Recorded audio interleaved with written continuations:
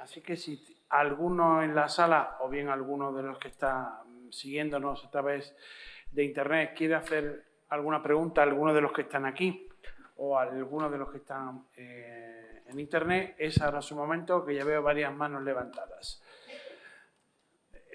Por aquí mismo.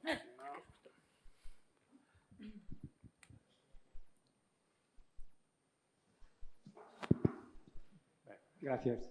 Bueno, enhorabuena a todas las intervenciones. Es una pregunta muy breve, precisamente en relación con la última comunicación a Cristina, y es directamente si hay alguna constancia de que estos autores hayan leído a Safo o Ovidio, o es una mediación indirecta en la cadena de recepción. Porque como has afirmado que digamos, hablas de la recepción de Safo y Ovidio, pues simplemente si tenemos alguna constancia documental de sus bibliotecas o algo por el estilo. No. A ver si se ve. Desgraciadamente no. Lo máximo que he encontrado, porque es que son autores que no se han estudiado apenas, es que alguno de ellos tenía devoción por el mundo clásico, por la literatura clásica, y les gustaba muchísimo la poesía y tenían gran biblioteca. Por ejemplo, el hecho de que Bruhl también pinte una calipso, no sé si es síntoma de que leyó a Homero o...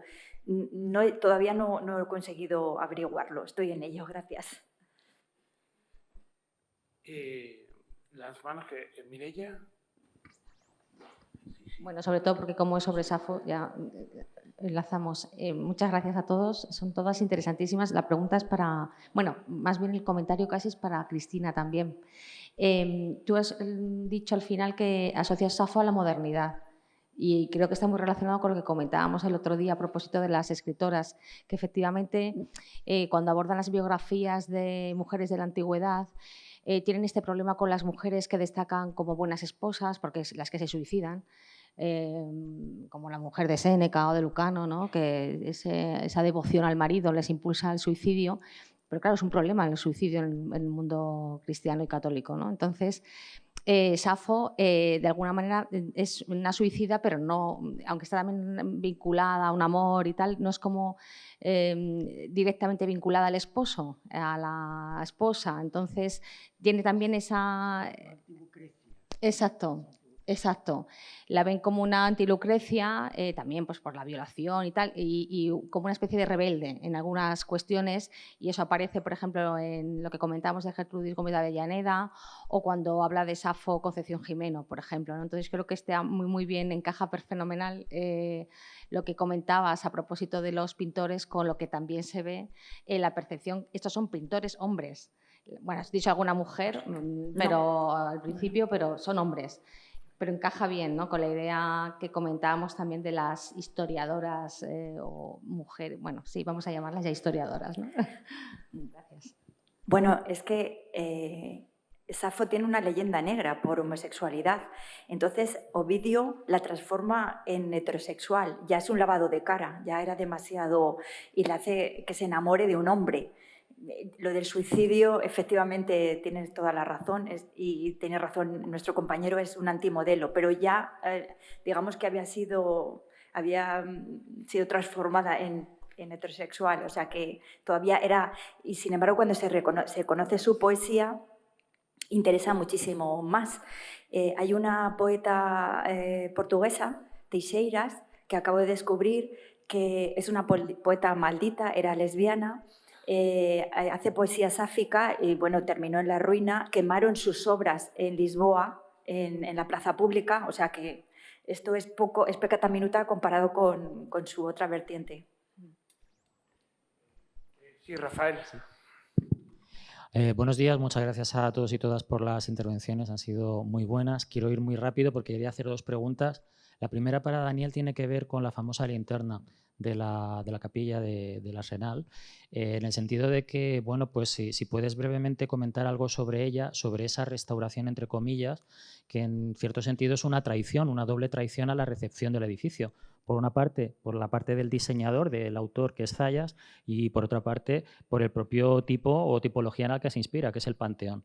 Y en segundo lugar, a Paloma, que es muy interesante el trabajo que estás haciendo sobre esa apropiación de elementos clásicos, y espero leerlo pronto, en relación más no tanto con la banalización de elementos, sobre todo en el ámbito de la moda, sino con cierta apropiación que para mí es bastante más perversa, pero que también está de alguna manera en el modelo en el que se inspira, y es la apropiación que realizan ciertos totalitarismos o ciertas ideologías actualmente que están en boga y que tienen que ver, por ejemplo, con el cuerpo, ¿no? Con el cuerpo masculino, que es un cuerpo canónico, pero como cuerpo canónico es excluyente y es también un cuerpo político. Entonces, de alguna forma, pues eso, no solamente es ver la ideología actual, sino algo que no nos gusta a lo mejor ver en el referente, pero que existe, ¿no? Que existe en la propia cultura que lo origina.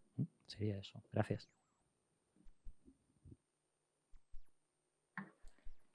Bueno, con respecto a la traición, realmente cuando estuve en los archivos del Instituto de Cultura Puertorriqueña para precisamente tratar de localizar información relativa a esa intervención, no hay nada, ya no hay documentación, o por lo menos si la hay, a mí no me la enseñaron. Porque de hecho me dieron varios cartapacios, me dieron varias carpetas, tanto del seminario conciliar como porque también ha tenido intervenciones un poquito más afortunadas, pero especialmente tenía interés en la capilla del Arsenal por la cuestión de incorporar una linterna de la nada. Uno puede entender que el clima tropical, con unas lluvias pues, tan copiosas y tan constantes, pues no favorece que haya un óculo abierto, pero de ahí a crear una linterna, pues hay un paso, ¿no?, muy grande. No puedo dar información porque no tengo autor, no tengo una... Sí sé que es en los 70, porque ya hay fotografías a partir del año 80 donde aparece la linterna, pero al mismo tiempo hay publicaciones, ¿no?, como la que he mostrado, que son del 73, del 74, donde todavía no estaba. Es decir, que es ese periodo de finales de los 70 cuando se lleva a cabo lo que es propiamente la construcción de esa linterna imaginaria, ¿no?, que podríamos decir.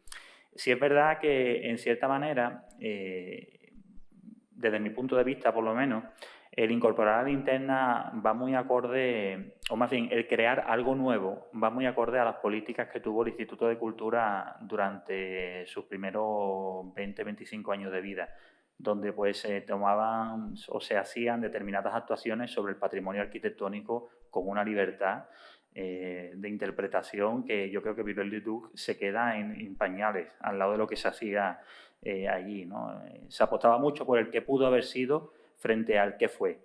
Así que me parece que el Arsenal en cierta manera fue víctima de esas políticas intervencionistas de esos arquitectos, en fin, libres, ¿no?, de pensamiento. Gracias por la pregunta. Gracias, Rafael, por tu pregunta, que yo creo que es muy sugerente e interesante. Desde luego, ese es otro camino a estudiar, porque, claro, está un poco relacionado con lo que comentaba de los significados. Cuando se pierde el significado del arte clásico, ¿no?, de esa estatuaria clásica que se relacionaba con un concepto de ciudadanía en Atenas, cuando quitamos, ¿no?, ese significado, hay una apropiación totalitaria de ese canon, y lo sabemos, por ejemplo, la obsesión que tenía Hitler con el discóbolo, ¿no?, como el icono de lo que debía ser la raza aria, y en la actualidad también está habiendo una apropiación de la estatuaria en esa línea. Estuve buscando la fotografía, pero no la encontré. Vi un cartel en Roma era una escultura clásica y ponía: esta es la mujer europea. Claro, la mujer europea caucásica frente a otro tipo de identidades, ¿no?, que han ido calando en nuestra cultura. Por lo tanto, es un tema, desde luego, muy interesante y que yo creo que también tenemos que estar ahí, ¿no?, dando una respuesta a eso. Gracias. Buenos días, Julián Bautista de la Universidad Autónoma. Muchas gracias a todos. Me han interesado mucho las presentaciones. Yo tengo una pregunta para Paloma, sobre todo desde el punto de vista metodológico. Cuando estabas hablando de la cultura de masas y la banalización, aunque banalización no necesariamente sea negativa o peyorativo, no sé si utilizar esos términos puede incurrir en establecer una especie de jerarquización que vaya en contra de un poco la metodología que se suele usar en recepción clásica. Entonces, quizás sean distintas porque yo vengo del ámbito de la filología y demás, y esto es más historia, y aparte todavía me queda muchísimo por aprender, pero me gustaría que me explicaras eso con más calma para poder entenderlo. Gracias. Vale, pues gracias. Creo que habría que distinguir simplemente lo que es clásico de lo que es una banalización de lo clásico, que eso es a lo que íbamos. ¿Qué es clásico? Claro, es una pregunta muy compleja y no es lo mismo qué es clásico para alguien que estudia historia del arte, ¿no? Seguramente que para alguien que estudia filología. Yo me di cuenta de esto cuando en uno de los seminarios de semánticas de la antigüedad, el penúltimo que tuvimos, el de los arquitectos, ¿os acordáis los que estuvieron? Invitamos a 2 arquitectos y para ellos lo clásico era muy distinto de lo que para nosotros era.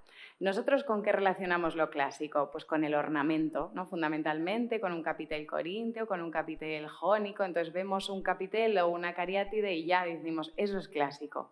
Y entonces los arquitectos nos decían, no, es que para nosotros eso no es una concepción clásica del edificio, porque eso es un ornamento que no tiene ningún valor. Para ellos la concepción clásica del edificio era pues otra cosa, ¿no? O sea, cómo se concebía dentro de la ciudad, qué perspectivas tenía. Bueno, ahora no vamos a entrar en explicar todo eso.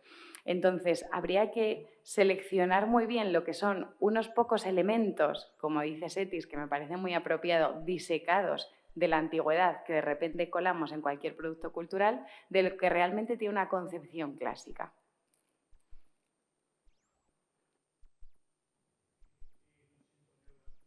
Lo siento, Jordan, pero es que si no, nos vamos.